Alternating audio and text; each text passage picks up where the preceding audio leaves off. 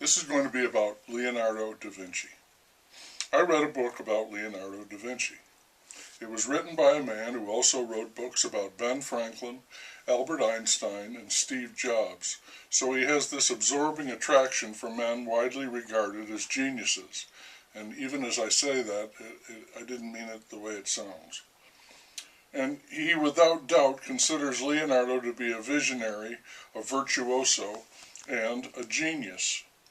It's a big book, and I began it with skepticism. I am not that much moved by religious painting with its angels, cherubs, virgins, halos, and saints. And much of Leonardo's work is devoted to subjects like that. Biblical scenes loaded with symbolic adornment. And his great work, the Mona Lisa, certainly one of the world's most famous artworks. I think it's an excellent portrait of a proud woman with a surprising and fantastical landscape behind her, but I have never understood the fuss people make over it. The author of the book wrote of it, "Her portrait is a profound expression of our human connections, both to our inner selves and to our universe." He sees more in it than I do, that's for sure. Leonardo was left-handed, illegitimate, homosexual, a vegetarian, and he had a knack for drawing. So he was apprenticed to an artist, and in that studio, as a young boy, he was happy, and he flourished.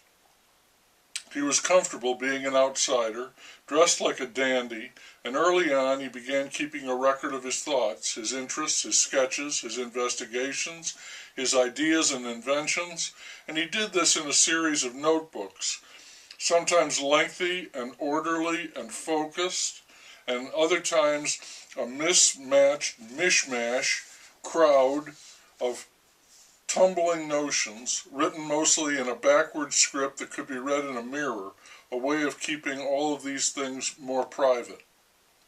The man who wanted to know how everything worked, left an account of how his mind worked. We have today over 7,200 pages of this, and it is impossible not to be impressed with it, the length, breadth, and depth of it. He dissected cadavers and made the most marvelous drawings of the human anatomy, from skull to toes, including the operation of the muscles, tendons, nerves, the precise arrangement of the bones. He opened up organs and even considered correctly the operation of an aortic valve. He studied water in motion, light, optics, birds, flight, and left designs for flying machines. He had a military phase when he fashioned both weapons and fortifications. There is almost nothing that escaped his thorough and detailed inspection. He had little formal education, but he did have great training, was an avid reader, and he delighted in conducting experiments, chasing down his insatiable curiosity. And in this, for what it's worth, he does earn the distinction of being a genius, for me at least. He understood so much. He fathomed so much. He was more interested in investigation, curiosity, than production, making art. I think he made 15 paintings.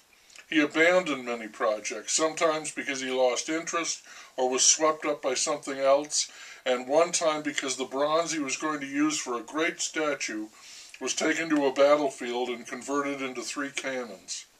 His wooden mock-up for that statue was used as target practice with arrows by an invading army. He was widely regarded in his day as a fine painter, a sculptor, an architect, an engineer, a musician, a performer, a showman, an impresario in charge of theatric productions for festive occasions, the man behind spectacular and seemingly magical special effects, people flying, guns exploding, supernatural landscapes. That flair for drama and the penetrating scientific knowledge of light and perspective and the techniques of chiaroscuro, light and shadow, and sfumato, his characteristic smoky blurring of lines, were all featured in his most famous work, The Last Supper, the Mona Lisa, and a recently attributed piece, the Salvator Mundi. The greatly revered Last Supper, energized by the singular accusation someone here will betray me, never overwhelmed me, partly because it appears to be almost comically melodramatic, and partly because it began to deteriorate, to flake off the wall, even before it was finished. What is left today is at least as much guesswork and restoration as anything original by Leonardo's hand.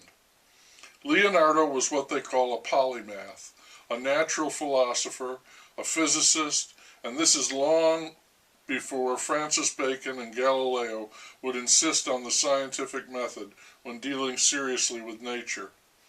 As it has been said of Shakespeare and Michael Faraday, there is no way to account for such individuals coming from such humble origins, and that is why we invoke their genius. There seems to be no other explanation, unless it might be their fantastic diligence and honesty and their good fortune in finding their true métier.